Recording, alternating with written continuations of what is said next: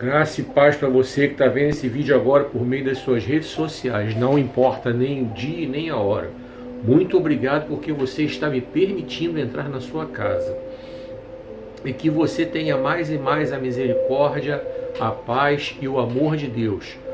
Eu sou o escritor Márcio Ribeiro. Seja bem-vindo aqui ao canal, seja bem-vindo a essa plataforma. E é muito bom poder ter você aí. Hoje, a nossa mensagem, ela vai ter o seguinte tema. Quero que você preste bem atenção, tá? Que é um tema bem interessante. Use bem sua capacidade de ensino e a use somente para ensinar aos sábios. Vou repetir. Use bem sua capacidade de ensino e a use somente para ensinar aos sábios. Essa mensagem está em Provérbios capítulo 9, verso 9. Não se esqueça de curtir, comentar e compartilhar nos seus grupos e nas suas redes sociais. Me ajuda a fazer com que essa mensagem ela seja bastante vista e que ela tenha bastante engajamento. É com você que eu conto para fazer com que essa plataforma ela alcance cada vez mais pessoas. É com a sua curtida, com o seu compartilhamento, com o seu comentário, é que eu conto para que esse vídeo alcance mais e mais pessoas. E não se esqueça de me seguir e de me acompanhar aqui nessa plataforma. O roteiro de hoje vai ter os seguintes assuntos. Eu vou começar falando sobre o submundo gospel. Em seguida, eu entro com a ilustração do Reino de Deus. Vou falar um pouco sobre o meu novo livro, Cuide Bem da Sua Carreira Profissional, e vou entrar com a mensagem. Lembrando que na semana passada eu fiz o último vídeo sobre combate às fake news, porque assim Deus me mandou fazer. Parar. Já expliquei na semana passada. Deus já me usou para o que eu tinha que fazer com relação a esse assunto. Já coloquei os textos aí, como estão aí nos comentários mais uma vez. Já apresentei meditações sobre cada um desses textos. Já trouxe inúmeros casos de fake news que prejudicaram muita gente. Já fiz a minha parte e joguei a batata quente na sua mão.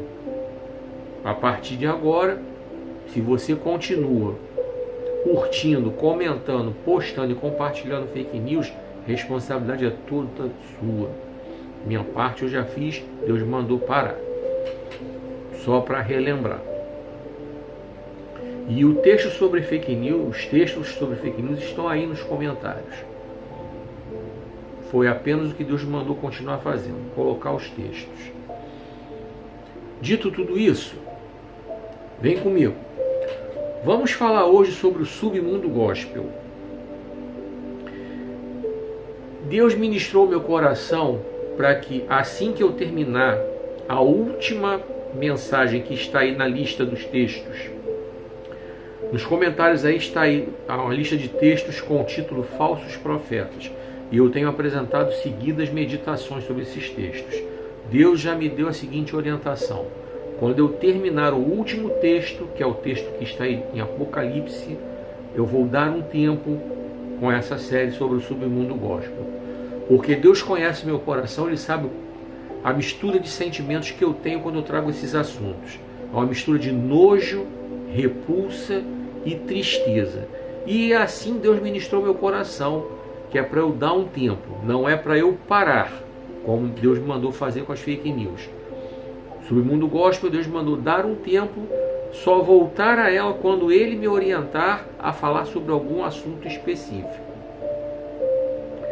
Por que é que eu sinto nojo, repulsa e uma tristeza profunda? Eu sinto nojo quando eu vejo essas pessoas deturpando o Evangelho, escandalizando o Evangelho. Sinto repulsa quando eu vejo essa gente causando escândalo, fazendo vergonha, sendo pedra de tropeço na vida de muita gente. Muita gente se afastando do Evangelho por causa dessa gente que está aí. Gente, eu não sei nem se é cristã de verdade. Não cabe a mim julgar, mas cabe a mim fazer essa interrogação. É apenas uma pergunta. Será que essas pessoas são verdadeiramente cristãs? Será que essas pessoas verdadeiramente um dia se converteram? Será que essas pessoas verdadeiramente um dia tiveram seu encontro com Jesus? Acredito que a maioria sim, mas que tem impostores no meio, tem. Ai, está julgando. Não, não estou julgando. A Bíblia diz, né? Joio, trigo, benditos, malditos, fiéis, infiéis. A Bíblia fala. Sou eu que estou dizendo. A Bíblia diz. Lobos disfarçados de ovelhas. A Bíblia diz. Então não estou inventando nada. Não estou julgando ninguém. Tá? Mas então, vocês perceberam, vocês que me acompanham aqui, não se esqueça de curtir, comentar e compartilhar esse vídeo nos seus grupos e nas suas redes sociais. Continua me acompanhando aqui nessa plataforma. A sua curtida, o seu comentário, o seu compartilhamento vão fazer com que esse vídeo tenha engajamento e mais pessoas possam assisti-lo.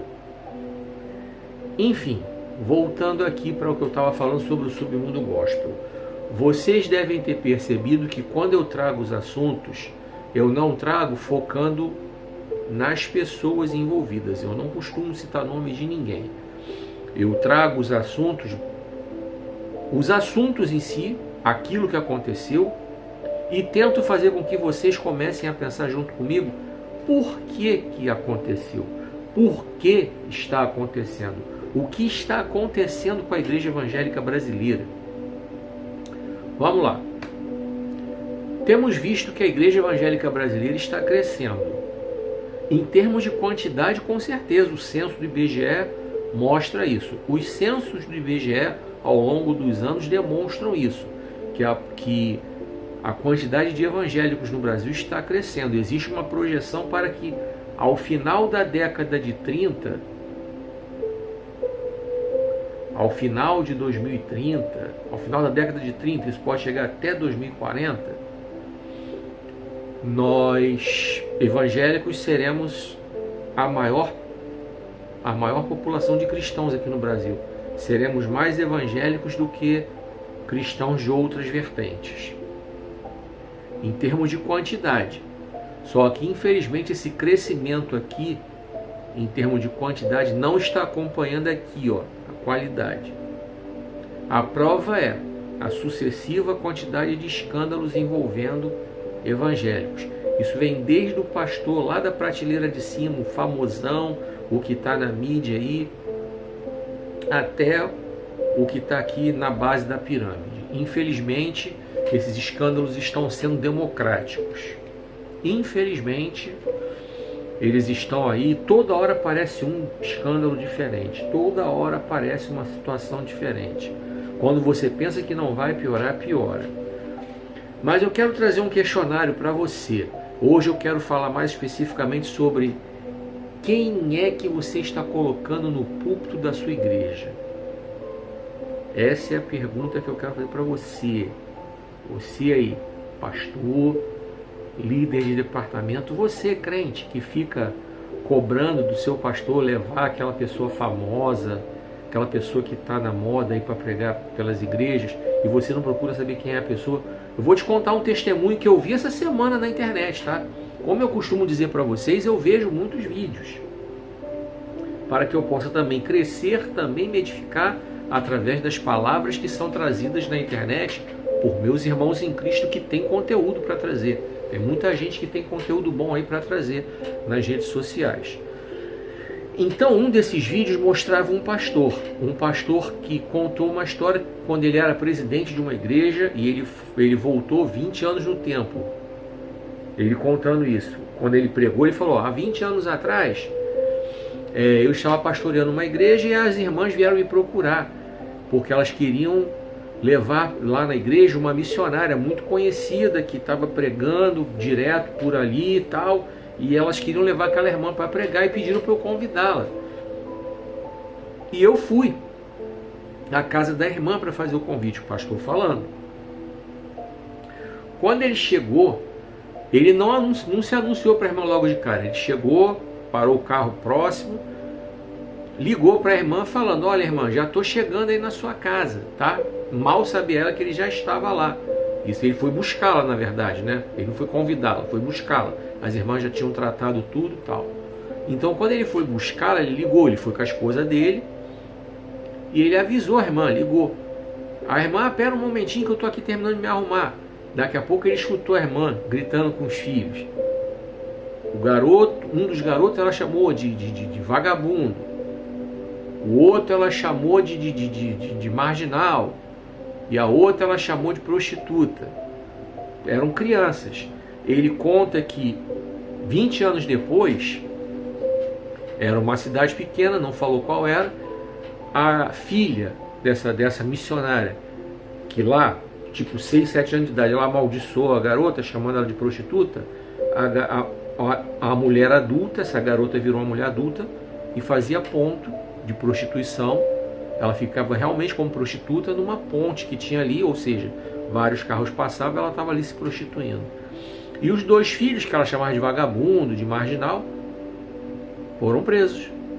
Ou seja, as palavras de maldição que aquela missionária lançou sobre os filhos fizeram efeito. O que me surpreende é, daquela missionária, ele não mencionou se ele levou aquela missionária para pregar ou não. Isso ele não deixou claro no vídeo que eu vi. Mas eu não levaria. Eu não levaria, não. Eu falaria a verdade para a missionária. Me apresentaria, falaria com ela acerca do que eu presenciei. Não levaria ela para pregar, não. Chegaria na igreja e avisaria as irmãs. Por quê? Se eu estivesse no lugar daquele pastor. Pois é, eu trouxe esse assunto, esse vídeo, essa mensagem que eu vi, para falar para você que é pastor, que é líder de departamento, você que é crente, que fica cobrando do seu pastor, do líder do seu departamento, para levar aquele pregador que você conhece, aquele pastor que você vê por aí pregando, que você vê nas redes sociais, e você não procura saber quem é, tá? E isso é muito perigoso. Isso acontece com muita frequência. E essa é uma das muitas razões pelas quais muitos escândalos acontecem. E eu quero apresentar para vocês aqui, vou deixar um questionário para que você possa fazer quando você for convidar alguém para pregar na sua igreja. A começar por mim, se você um dia quiser me convidar para pregar na sua igreja, faça esse questionário para mim. Eu te autorizo. Me faça essas perguntas. Que, aliás, eu respondo para você agora. Eu respondo para você agora com toda facilidade. Vamos lá. A primeira pergunta que você tem que fazer para aquela pessoa que você pretende convidar para pregar na sua igreja: há quanto tempo você se converteu? Vou repetir a pergunta. Há quanto tempo você se converteu? Posso te falar uma coisa? Você vai se surpreender com a resposta, hein? Você vai descobrir que tem gente que anda por aí que não é crente, não. E eu vou te contar uma experiência, vou te contar 2 experiências aqui. Uma que eu vivi e a outra que certamente vocês já viram aí na internet. A que eu vivi. No começo dos anos 90 eu fazia parte de um conjunto musical. O conjunto foi formado dentro da igreja. Nós 3 éramos da mesma igreja. O pastor nos abençoou, nos deu tudo que é oportunidade. Ensaiávamos na igreja. Nós, quando começamos, não tínhamos instrumentos, usávamos os instrumentos da igreja. Quando nós começamos a prosperar, o conjunto começou a prosperar, aí o guitarrista comprou a sua guitarra própria, o seu violão, eu comprei um baixo, eu era o baixista. Só o baterista que não tinha como comprar a bateria, mas ele comprou pratos e coisa e tal. Algumas coisas da bateria que eram dele ele comprava. Ele comprou e ele levava. Prato, chimbal, coisa e tal. Essas coisinhas assim ele levava, que eram dele. Enfim, mas nós éramos ligados à igreja porque nós éramos da mesma igreja, fomos formados na igreja. Tá? Não era um conjunto interdenominacional, não estávamos soltos como ministério independente. Aí recebemos, um dos irmãos do conjunto trouxe lá um colega dele de trabalho para poder participar com a gente ali do conjunto. Beleza, o cara tocava pra caramba. Muito melhor do que o guitarrista, muito melhor do que eu. O cara tocava violão. Mas muito melhor. Pô. E cantava pra caramba. Muito melhor do que qualquer um de nós três. Porque nós três nos revezávamos nos vocais.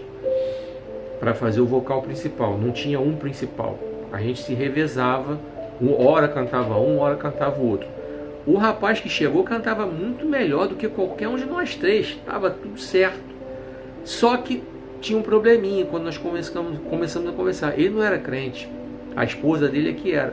Nós não pudemos ficar com ele no conjunto. Uma pena. Musicalmente acrescentaria pra caramba.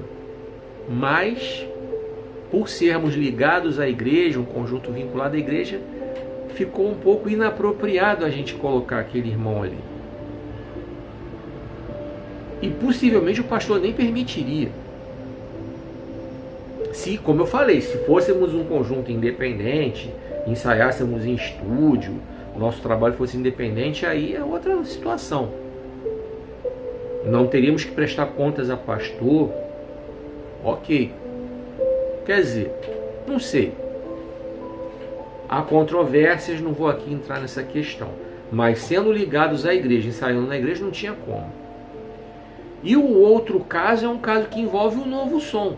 A origem do novo som é parecida com a desse conjunto que a gente tinha. Eles foram criados numa igreja.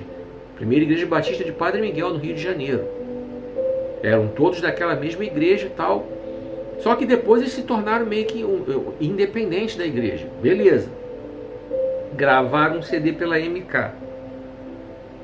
Acho que foi o primeiro CD que eles gravaram pela MK. Pela MK saiu uma música deles, que na verdade a letra era uma oração que é muito citada, uma prece numa outra religião.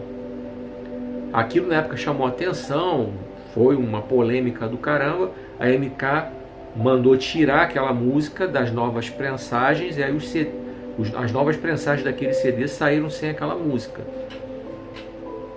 Então, quer dizer, é algo que não dá pra, assim, dificulta a compreensão dos cristãos no que diz respeito à pregação do evangelho, você fazer essa mistura assim, tá?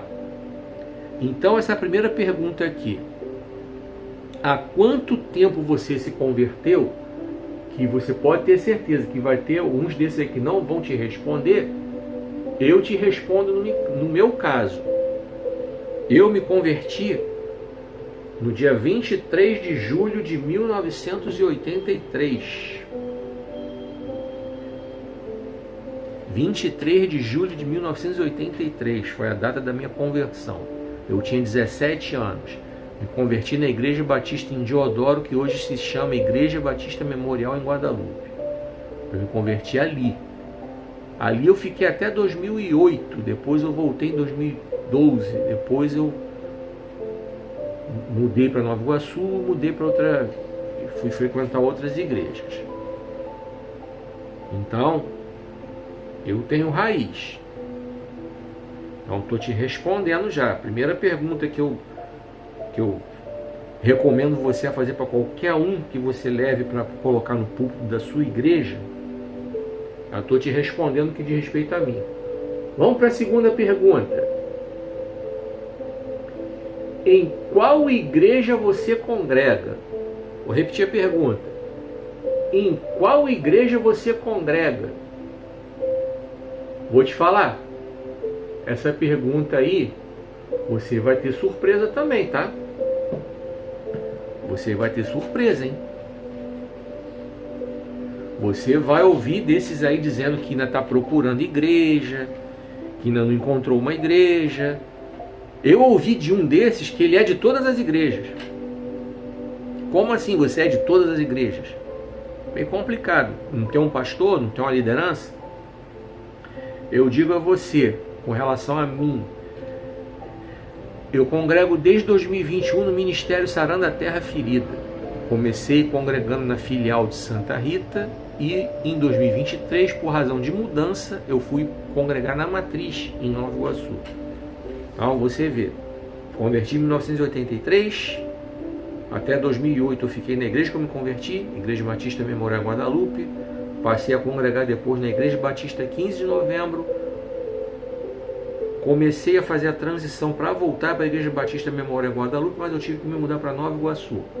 Aí passei a congregar na Igreja Evangélica Pentecostal Jeová Jireh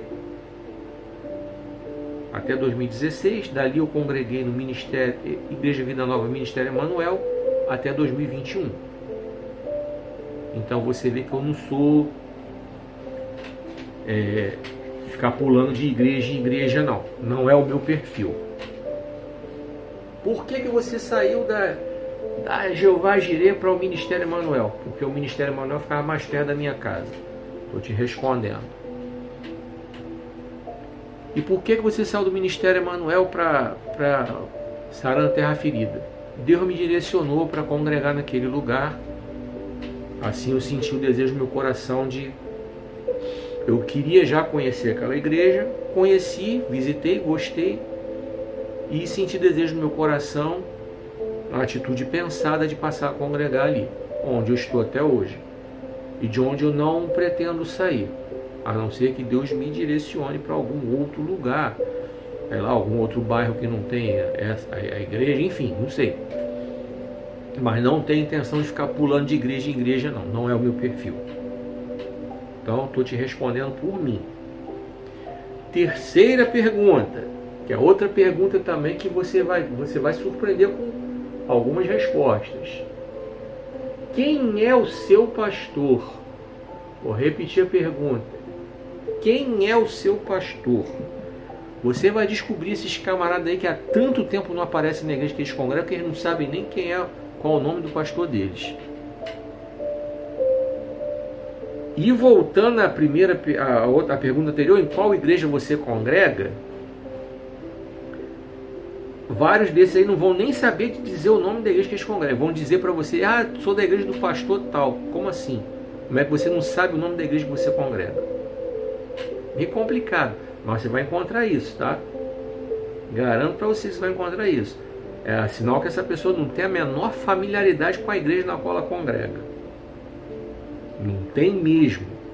Você vai ter esse tipo de resposta aí, tá?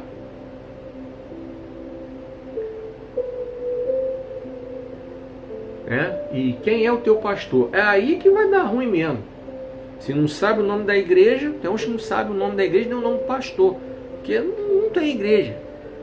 Pois eu digo para você, o pastor presidente da igreja que eu congrego é o pastor Vanderlei Prata, o pastor presidente de todo o Ministério Sarando Terra Ferida. Vamos lá, próxima pergunta.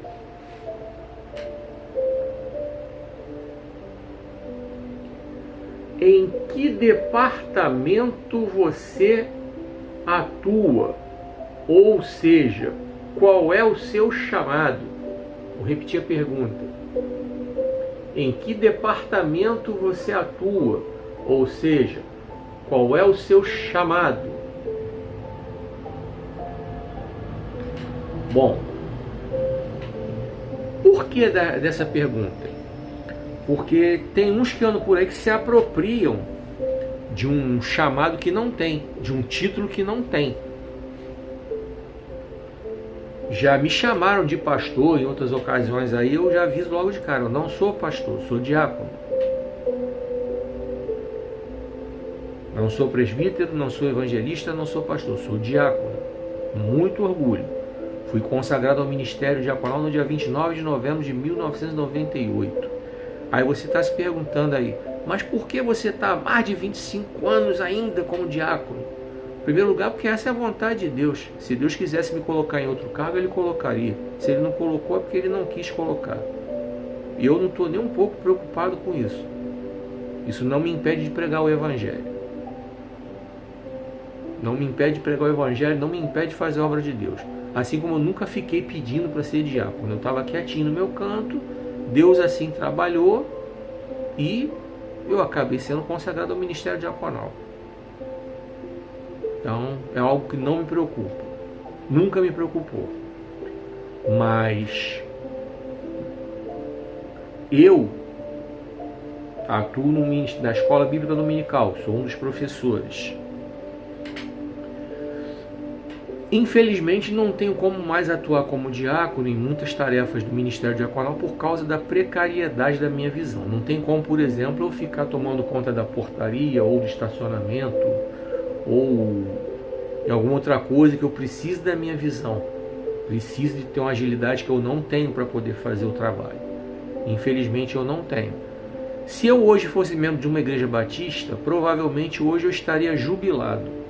A jubilação de um diácono na igreja batista, ou de um pastor no caso, equivale a uma aposentadoria, vamos dizer assim.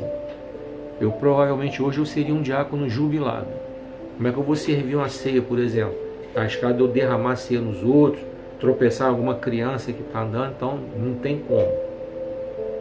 Não tem como eu exercer o ministério diaconal na sua plenitude. Mas enquanto eu pude, eu exerci. De boa, tranquilo.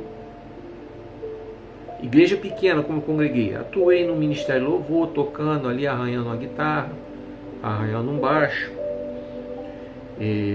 Atuei na área financeira da igreja, tudo que se diz respeito à área financeira da igreja, desde a comissão que planeja os gastos, a comissão que confere o livro do caixa, o livro do tesoureiro, entendeu? Então foram ministérios nos quais eu trabalhei ao longo da minha vida dentro da igreja. Então, é sobre isso essa pergunta. Então, eu estou te mostrando as perguntas e eu já estou respondendo a você no que diz respeito a mim. Para você entender. A outra pergunta. Qual é a sua frequência a EBD? Vou repetir. Qual é a sua frequência a EBD? Essa pergunta aqui... Você percebe muitos desses pregadores que andam por aí que eles nunca passaram perto de uma EBD, pela quantidade de bobagem que eles falam na hora que vão pregar.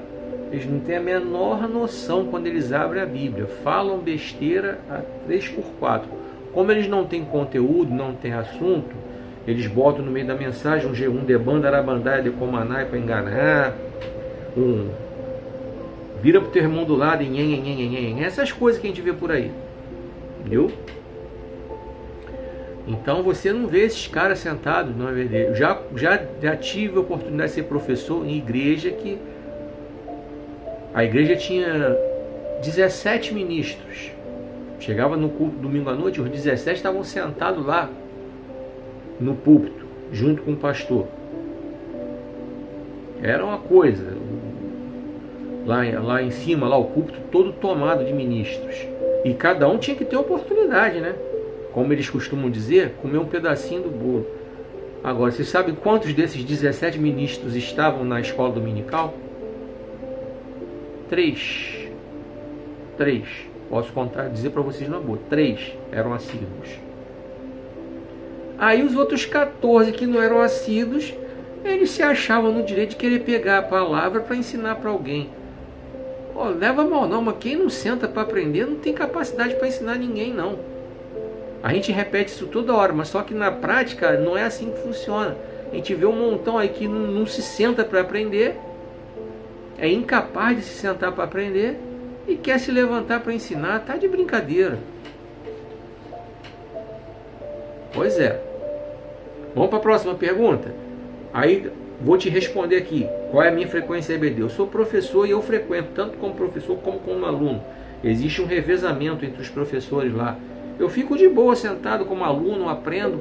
Infelizmente, atualmente eu estou morando longe da igreja que eu congrego, então nem sempre eu posso estar. Eu moro em outra cidade. A igreja é em Nova Iguaçu, eu moro no Rio de Janeiro, então nem sempre eu posso estar. Infelizmente. Mas eu tenho muito orgulho de estar presente quando eu posso estar na escola bíblica dominical. E como vocês perceberam, a minha limitação visual também atrapalha um pouco a minha frequência.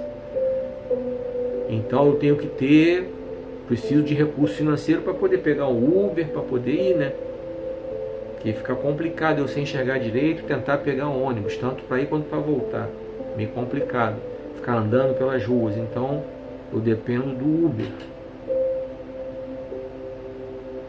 Então, é isso. Vamos para a próxima pergunta.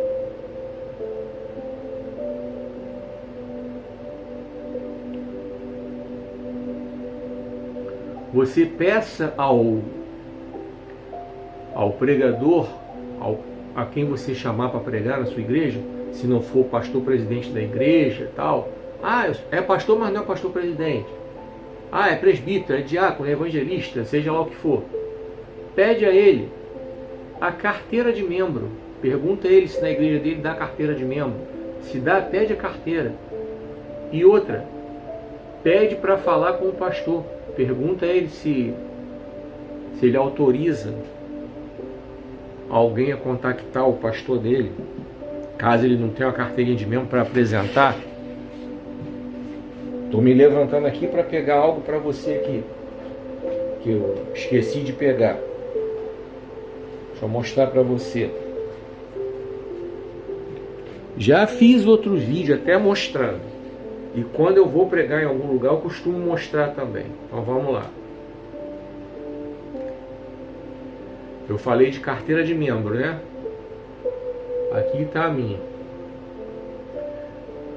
Quando você pede para o pregador mostrar a carteira de membro, você está querendo saber se ele está em comunhão com a igreja. Você está querendo saber se ele está em comunhão com a igreja. E isso é muito importante. E nessa pergunta que você vai fazer, você vai ter respostas surpreendentes, hein? E se você perceber que o cara não tem uma carteira de membro para te apresentar e ficar receoso em dar o contato do pastor dele para você pegar uma referência, fica complicado. A carteira de membro, ela já é uma referência. E você pode entrar em contato com a igreja.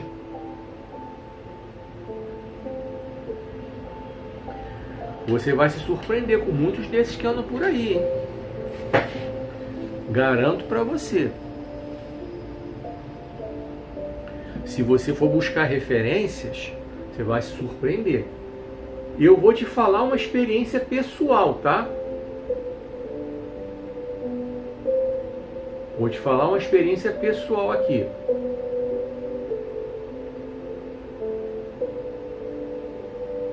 Há alguns anos atrás, quando eu congregava na Igreja Batista trabalha, quando vai mudar o pastor, trabalha com a comissão de sucessão pastoral.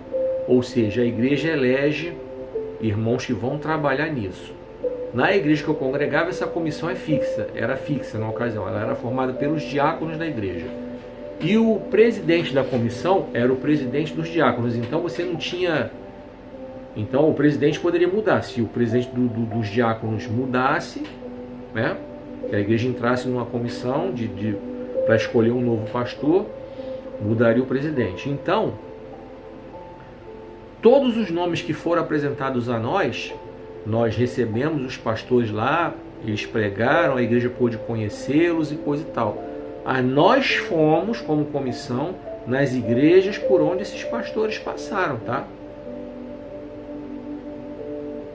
Os que já tinham sido pastores, fomos lá saber como é que eles eram como pastores, como é que eles eram como membros, e tivemos algumas surpresas não muito agradáveis, né? Obviamente que eu não vou falar aqui nome nem nada, mas nós tivemos algumas surpresas não muito agradáveis e aí nós começamos a eliminar do processo seletivo.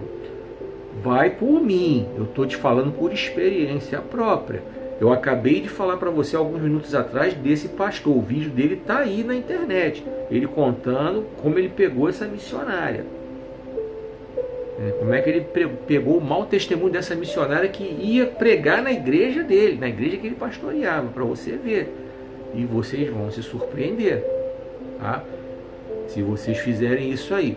E a última pergunta que eu quero fazer para você aqui. A última.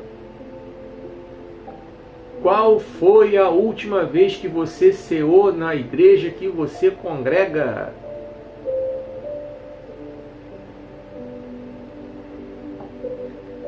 Vou repetir a pergunta. Qual foi a última vez que você ceou na igreja que você congrega?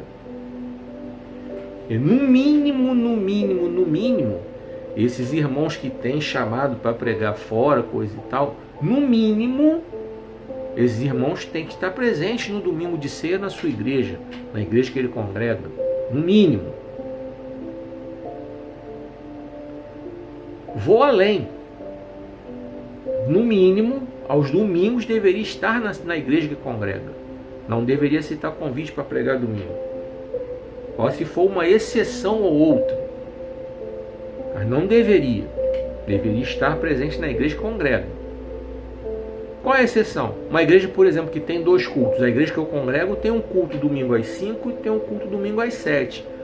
Então, um pregador ali pode participar do primeiro culto, de 5 às 7, o culto não acaba às 7, acaba tipo 6h40, 6h45, para que os irmãos saiam e os irmãos do segundo culto entrem. Então, 6h45, saem os irmãos do primeiro culto, vão pegar o carro, coisa e tal, parará.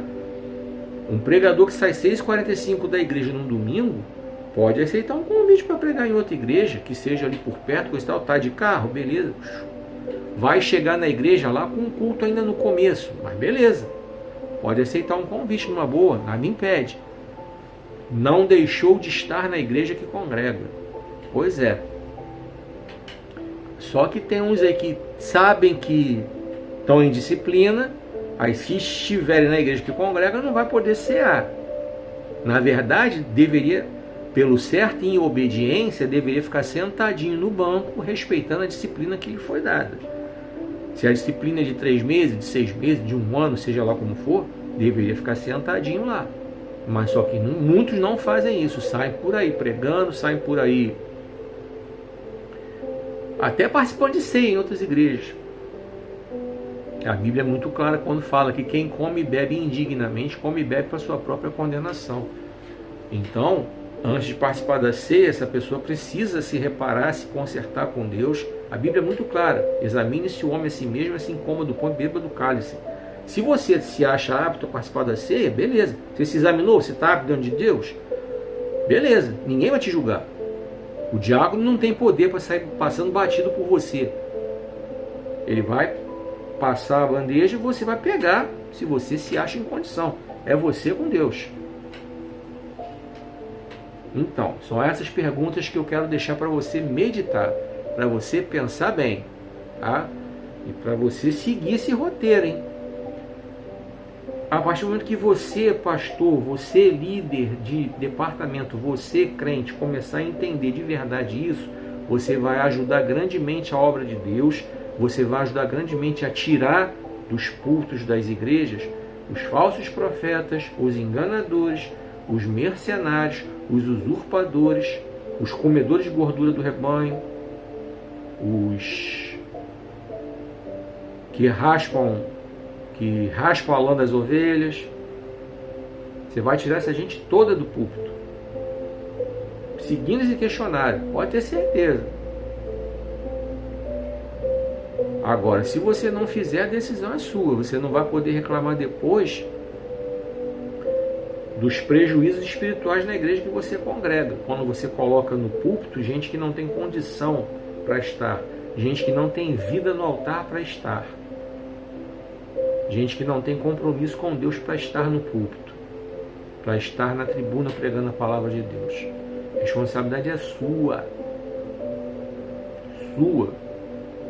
E essa batata quente eu estou botando na sua mão. É sua. Vamos para o texto bíblico. 2 Pedro, capítulo 2, do 1 ao 3. Tá?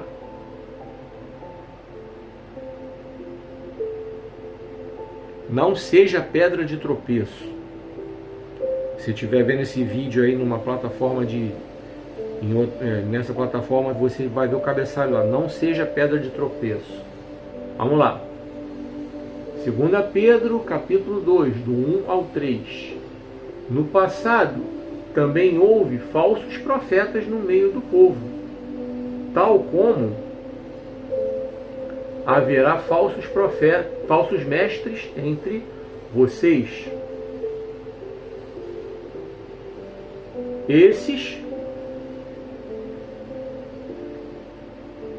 Esses contarão com habilidade as suas mentiras sobre Deus, até mesmo voltando-se contra o seu próprio Senhor, que os comprou.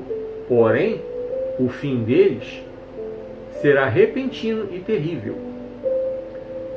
Muitos seguirão seus ensinos imorais, e por causa deles, Cristo e o seu caminho serão escarnecidos. Esses mestres, em sua ganância, dirão qualquer coisa para se apostatarem, para se apoderarem, se apossarem do dinheiro de vocês. Mas Deus já os condenou há muito tempo. E a destruição deles está a caminho.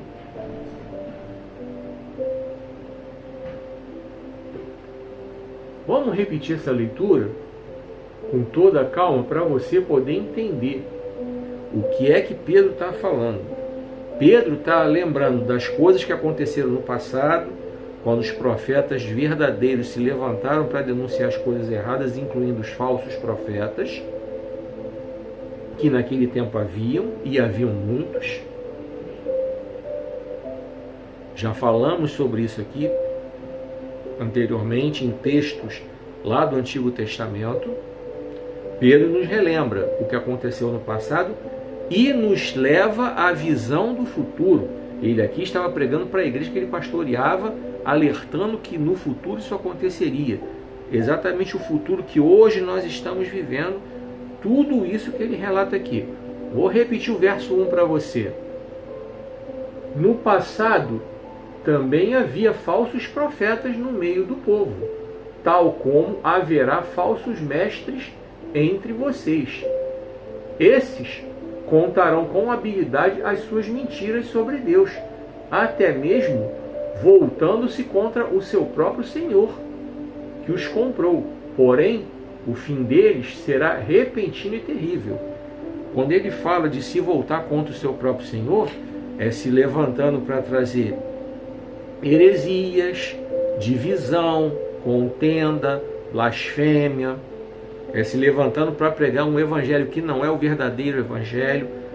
Paulo nos alerta lá na carta aos Gálatas que até mesmo se for um anjo pregando o evangelho, um evangelho que não é o evangelho de Cristo, é anátema, é amaldiçoado, tá? Então, medita nesse verso 1 aí, tá? Lê depois com calma.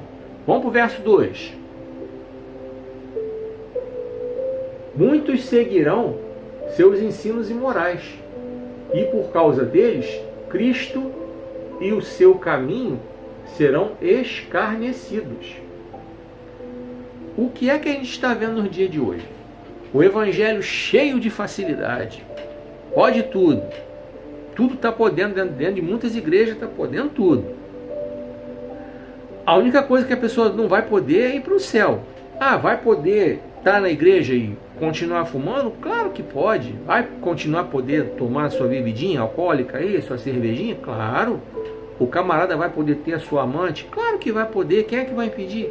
A mulher vai continuar tendo seu Ricardão? Claro que pode. Vai poder continuar suas práticas homossexuais, nas suas orgias sexuais, vai poder continuar desviando dinheiro da empresa, desviando dinheiro da igreja, vai poder tudo. Do mesmo jeito que está rolando aí atualmente em muitas igrejas aí, porta larga, pode tudo. Só não vai poder ir para o céu sim, mas de resto pode tudo. Quem é que vai impedir? Quem é que vai impedir essas pessoas de continuar fazendo?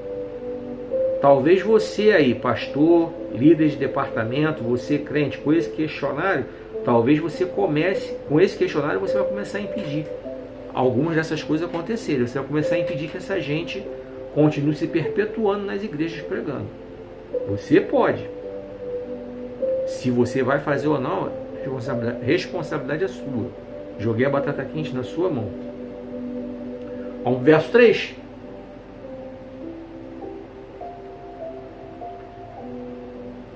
Esses mestres, em sua ganância, dirão qualquer coisa para se apossarem do dinheiro de vocês, mas Deus já os condenou há muito tempo e a destruição deles está a caminho. Não se iluda, não se iluda. A destruição dessa turma toda está a caminho. Vocês não estão vendo isso aí? Vocês não continuam vendo isso? Vocês continuam vendo isso, não continuam? Então, eles pregam qualquer coisa, não pregam? Eles estão pregando qualquer coisa aí. Precisam ganhar dinheiro. Eles não vão pregar o evangelho verdadeiro. Não tem como eles pregarem o evangelho verdadeiro. Eles não vão pregar o evangelho verdadeiro. Simples assim. Por quê? Porque estão recebendo para pregar. Se eles estão recebendo para pregar, eles não vão poder falar a verdade. Claro que não vão. Claro que eles não vão poder pregar a verdade.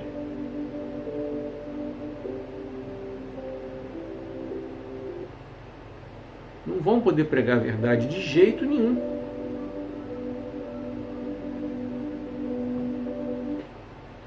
Como é que eles vão cuspir na mão que alimenta eles? Como é que eles vão cuspir no prato no qual eles estão comendo? Não tem como. É o que Pedro está falando aqui no verso 3. Então, para pegar o dinheiro de vocês, aí eles vão falar qualquer coisa. Como eles fazem aí? Eles falam qualquer baboseira, qualquer abobrinha, qualquer groselha. É assim que está funcionando.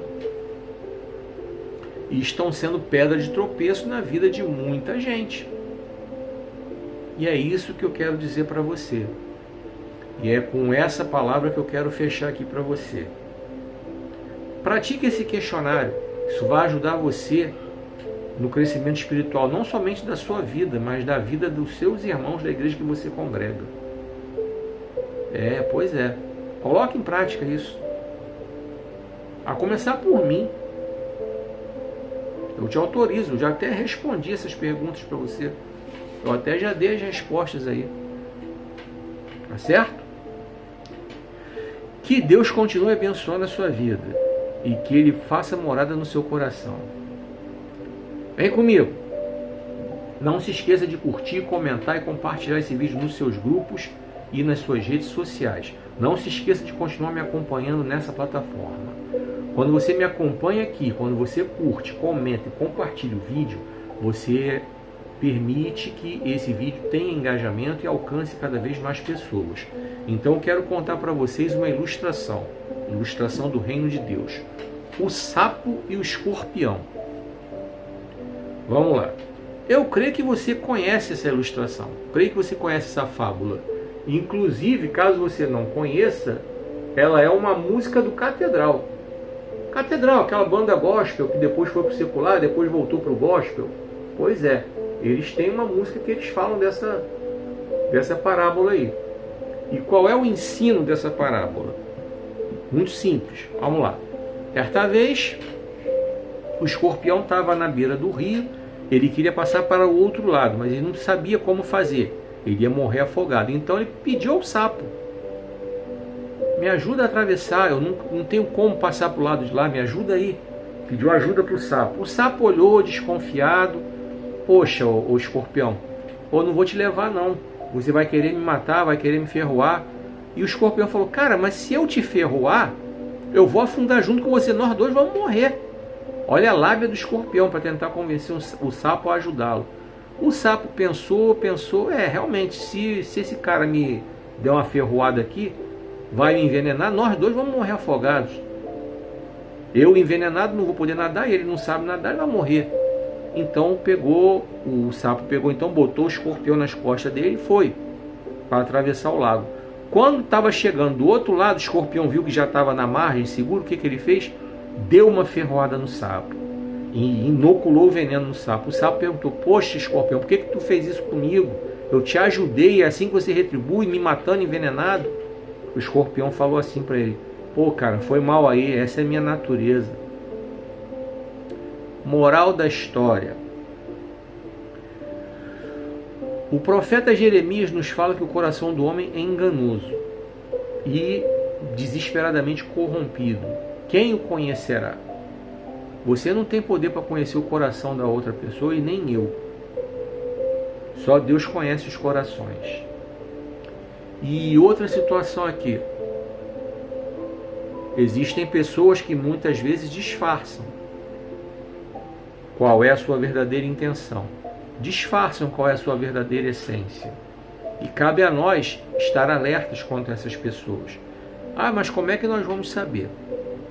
Primeiramente, pedindo a Deus discernimento para poder observar que muitas vezes essas pessoas dão sinais acerca de quem elas são de verdade.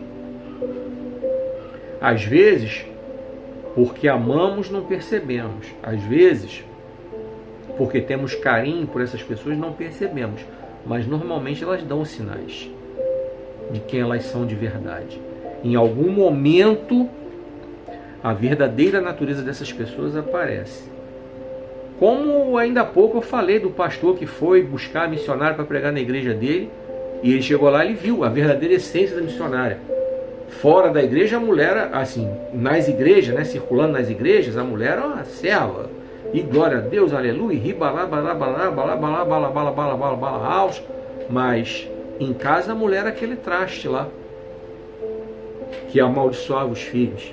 Pois é, a verdadeira essência dela era aquela da casa dela. Era aquela lá.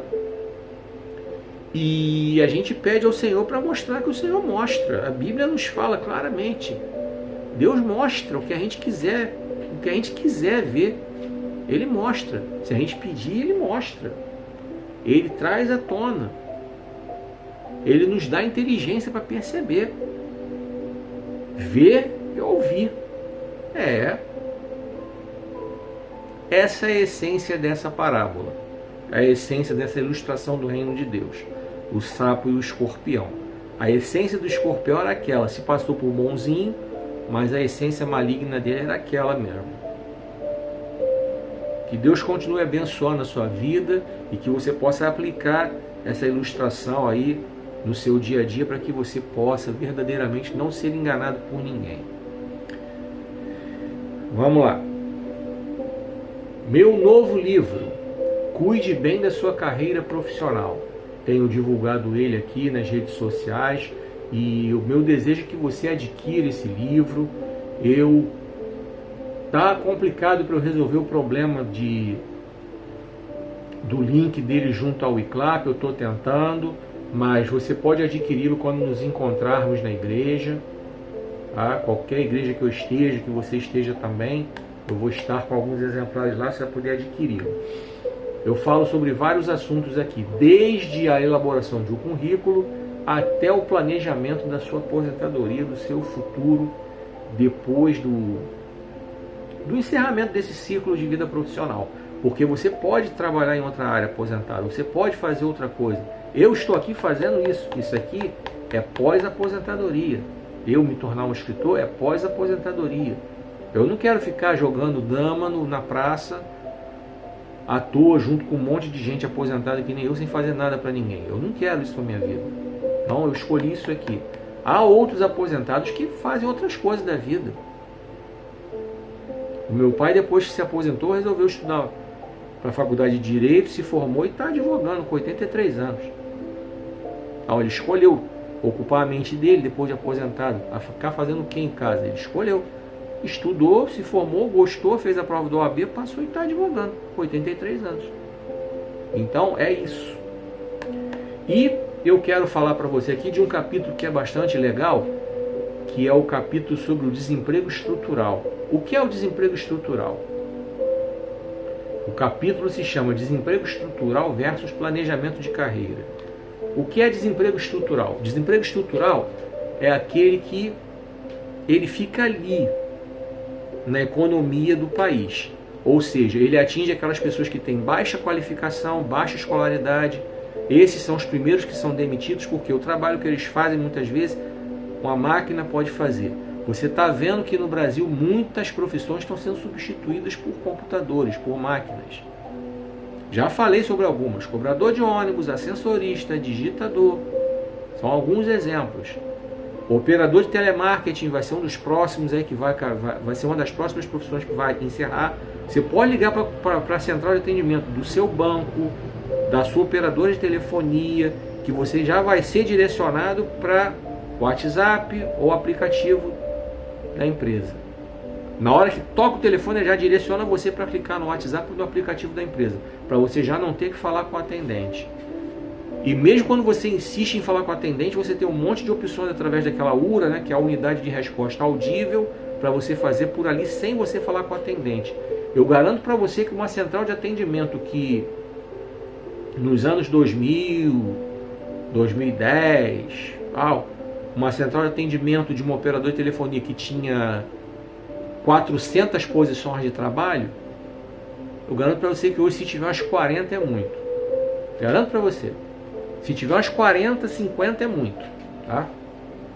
Porque as pessoas já estão sendo direcionadas para outros canais de atendimento, para não ter que falar com o atendente. Então, o que essa empresa gasta com pagando salário de operador de telemarketing, ela automatiza tudo, direciona a pessoa para resolver tudo por outros canais e não fala com o atendente. Simples assim. Mas, para quem tem estudo, qualificação, graduação, pós-graduação, existem oportunidades que se abrem e que não se abrem para pessoas com baixa qualificação, com baixa escolaridade. Esse é o desemprego estrutural, ele atinge quem está na base da pirâmide, quem está na base do estudo. Quem só tem ensino fundamental, quem não tem nem ensino fundamental, quem não completou o ensino médio, quem mal e mal completou o ensino médio. Esses aqui, na base da pirâmide, são os que mais passam perrengue na hora do desemprego e são os que mais encontram dificuldade para voltar ao mercado de trabalho. É sobre isso que eu falo nesse capítulo que eu citei para você. Isso e muito mais. Eu tenho muitos mais assuntos para vocês aqui. Cuide bem da sua carreira profissional, tá? Está à venda. Espero na próxima semana poder resolver esses problemas de sistema. Tá difícil, mas espero poder conseguir em nome de Jesus. Mas nos encontramos aí nas igrejas, você pode adquirir comigo diretamente. Que Deus abençoe sua vida e você tenha uma ótima leitura e que esse livro possa ajudar você a crescer profissionalmente. Vem comigo! Não se esqueça de curtir, comentar e compartilhar esse vídeo nos seus grupos e nas suas redes sociais. Vamos passar então agora para a mensagem. E não se esqueça de me acompanhar aqui nessa plataforma. Assim, você, quando você curte, comenta, compartilha, me acompanha, você me ajuda a fazer esse vídeo ter mais engajamento, essa plataforma ter mais engajamento e mais pessoas podem ser alcançadas pela mensagem.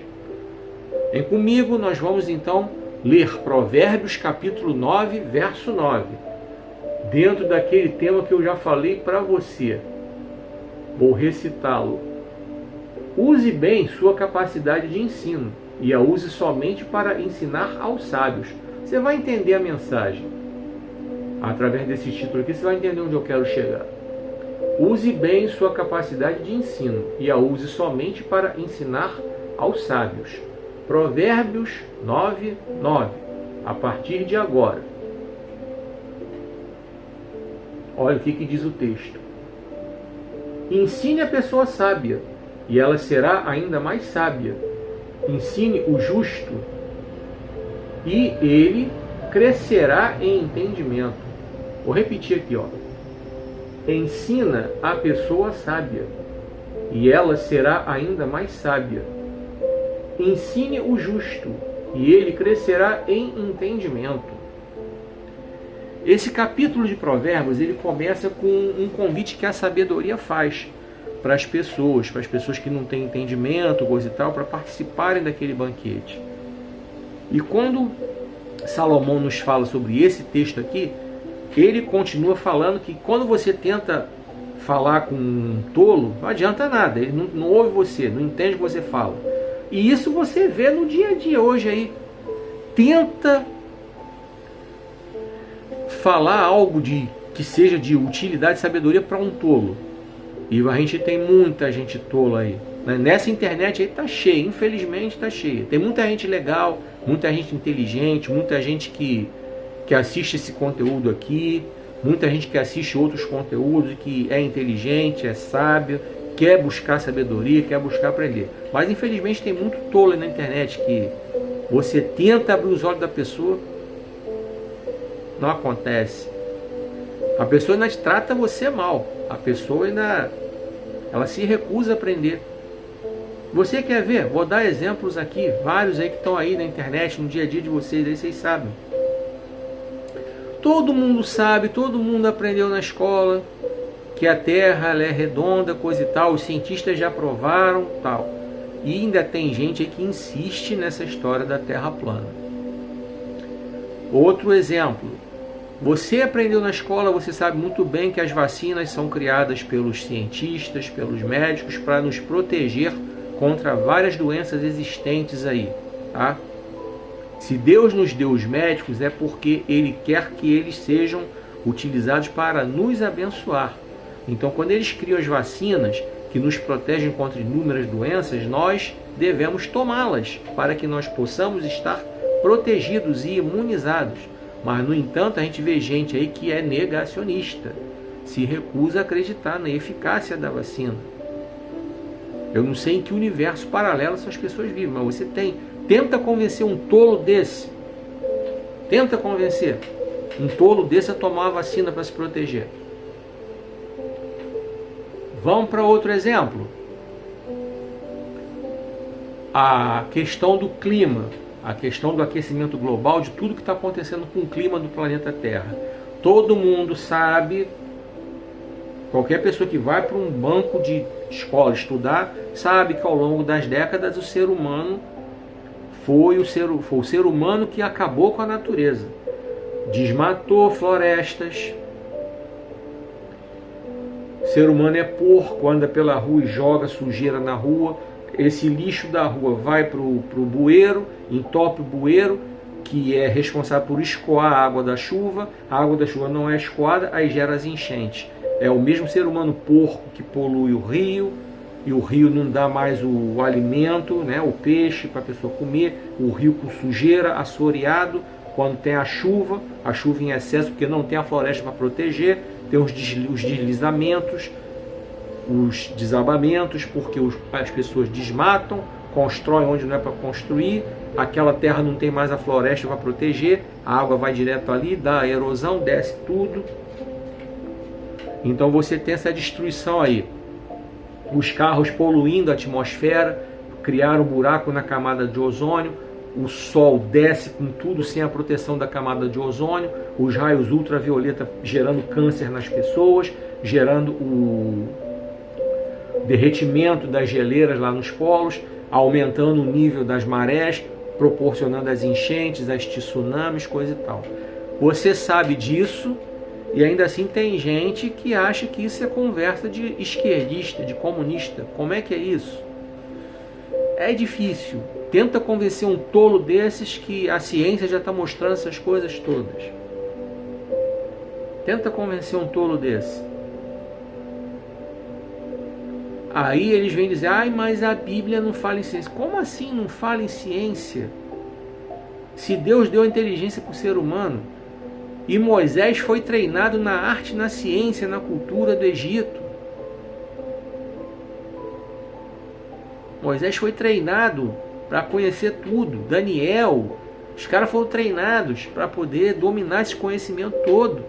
Lucas era um médico que estava ali na igreja primitiva, escreveu o evangelho com o nome dele e escreveu o livro de Atos dos Apóstolos. Ele era um médico que estava ali trabalhando. Então a ciência ela está aí para nos abençoar, para nos ajudar. Não me venha com a história do que o rei Asa ele morreu porque por causa da ciência. Não, ele morreu, ele acabou tendo aquele problema nos pés. Segundo os historiadores, aquilo poderia ter sido uma sequela de um diabetes maltratado, que deu aquele, de repente, sei lá, perdeu parte do pé. A Bíblia fala que ele teve problema nos pés e morreu. Os historiadores acreditam que aquilo tenha sido alguma sequela de um diabetes. A questão é que o rei Asa deixou de confiar em Deus e confiou só na ciência. E não é isso que eu estou falando. A diferença para você que é inteligente e para o que é tolo, o inteligente que você vai entender que o que eu estou falando é: a ciência existe, deve ser respeitada, mas acima de tudo, a nossa confiança tem que continuar sendo depositada em Deus, mas sem menosprezar a ciência. Até porque até a ciência está submissa a Deus. Princípios da biologia que nos falam lá que a Bíblia nos diz que o homem veio do pó e do pó tornará. A ciência já provou isso. Que a composição química do corpo humano é semelhante à do barro. Eu poderia dar vários e vários outros exemplos, tá? Que a Bíblia nos dá, a própria ciência corrobora, confirma. Então até a ciência está submissa a Deus. E eu glorifico a Deus porque existem médicos que pesquisam. Se não fossem as pesquisas dos médicos, hoje eu não estaria enxergando nada. Porque o descolamento de retina até a década de 70 não tinha cura. 60 ou 70. Não tinha cura, a retina descolar, a pessoa ficava cega e acabou. Aí começaram a descobrir cirurgias para tentar reverter coisa e tal. E graças a essas várias cirurgias eu consegui ter uma parte da visão do meu olho direito aqui para eu poder fazer a obra de Deus. Ai, mas por que Deus não curou tudo? Deus é Deus. Se Ele quiser curar 100% dos meus 2 olhos, Ele vai curar. Seja através dos médicos ou seja através de cura sobrenatural. Se Ele não quiser, Ele continua sendo Deus e glória a Deus por isso. Eu não estou preocupado com isso. Mas eu glorifico a Deus porque existe a ciência que salva a vida de muita gente. E que cada vez mais tem recursos aí. Tá? Se não fosse os estudos dos cientistas, nós estaríamos aí, ó, sendo vitimados ainda pela Covid aí. Tá? E muitas outras doenças que hoje estão erradicadas no Brasil por causa da vacinação. Mas é claro que acima de tudo está o poder de Deus, é óbvio. Eu sou inteligente, tanto inteligente espiritualmente quanto inteligente academicamente, para reconhecer que a ciência existe, ela é ótima, mas Deus está acima de tudo. É claro que eu sei disso. E a nossa confiança tem que estar em Deus, a nossa dependência tem que estar em Deus. Mas não podemos desvalorizar não a ciência, claro que não. E é sobre isso que Salomão fala. Você tentar convencer um tolo é difícil. Você dá murro em ponta de faca. Por isso que Salomão fala, que eu vou repetir e a gente vai fechar. Ensine a pessoa sábia e ela será ainda mais sábia. Ensine o justo e ele crescerá em entendimento. Sabe por que Salomão fala isso? Porque quando você pega uma pessoa sábia, ela vai querer ser mais sábia ainda. Você ensina uma coisa legal para ela, ela vai querer pesquisar, se aprofundar para ser melhor ainda. Para crescer, para aprender, para se aprofundar. Ensina. Você tem uma habilidade, por exemplo, para tocar um violão. Ensina uma pessoa que queira aprender a tocar violão. Ela vai aprender, ela vai pegar aquele gosto, ela vai querer se aprofundar naquilo, de repente vai tocar até melhor do que você. E não é nenhum problema. Eu já tive oportunidade de... Eu arranho um pouquinho de violão, de ensinar algumas pessoas e quando eu vi essas pessoas desembestaram, crescerem, tocam muito melhor do que eu e eu não estou nem aí, glória a Deus por isso. Que se interessaram, se aprofundaram, buscaram, estudaram, foram para curso daqui, dali, da colar. E é isso aí, glória a Deus, aleluia, louvado seja o nome do Senhor. Não me causa ciúme, não me causa inveja, nem um pouco. Ensina o sábio, ele será ainda mais sábio. Ensina o justo, ele crescerá em entendimento. Então o sábio, você ensina, você vai discipular uma pessoa ali, se converteu, aquela pessoa está com aquele gás, ela vai querer estudar, vai querer se aprofundar, e ela vai estudar, vai te perguntar depois, pô, eu li isso aqui, me explica isso aqui, essa palavra aqui, coisa e tal, vai ensinar, vai aprender, ela vai deslanchar. Ela vai deslanchar na fé. Você vê Paulo quando começou, mesmo ele sendo conhecedor da lei, né, que ele era um fariseu estudioso, quando ele começou Barnabé ali ajudando ele nas primeiras viagens missionárias, mas Paulo cresceu, deslanchou. Paulo ensinou Timóteo, Timóteo foi adiante, pastoreando uma igreja. Moisés preparou Josué, Josué deslanchou na liderança quando Moisés morreu. E é assim que funciona. Ensine o sábio, ele será ainda mais sábio. Ensine o justo, ele crescerá em entendimento. Então, não perca seu tempo. Como Jesus fala, sabe? Não dê as suas pérolas a porcos. O que ele quer dizer com isso? Pérola é coisa valiosa. O porco, o bicho, ele não vai entender o valor daquela pérola que você está dando a ele. Você botar, como está em Provérbios, né?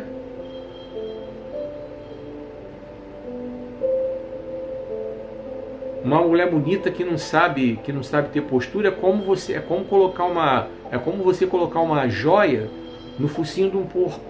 Não tem valor nenhum. O porco não vai reconhecer o valor daquela pérola. Você colocar um colar de pérola no pescoço do porco, não vai entender. Assim é a sua sabedoria, o seu ensino. Você ensinar para um tolo, ele não vai entender nada do que você está falando, vai menosprezar, vai ignorar o que você está falando, vai fazer pouco caso. Agora ensina para um justo, ensina para um sábio, ele vai querer crescer, aprender, ele vai te perguntar, vai te obrigar a estudar para tu responder,